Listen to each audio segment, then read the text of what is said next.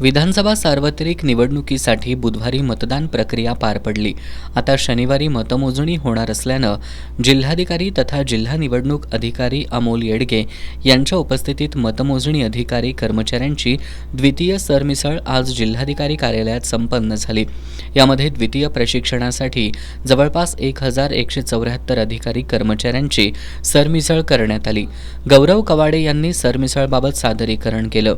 मतमोजणी नियुक्त अधिकारी कर्मचाऱ्यांचं द्वितीय प्रशिक्षण 22 नोव्हेंबरला त्यांच्या नियुक्ती मतदारसंघामध्ये घेण्यात येणार आहे। सुमारे 1174 मतमोजणी अधिकारी कर्मचाऱ्यांना प्रशिक्षण देण्यात येणार आहे।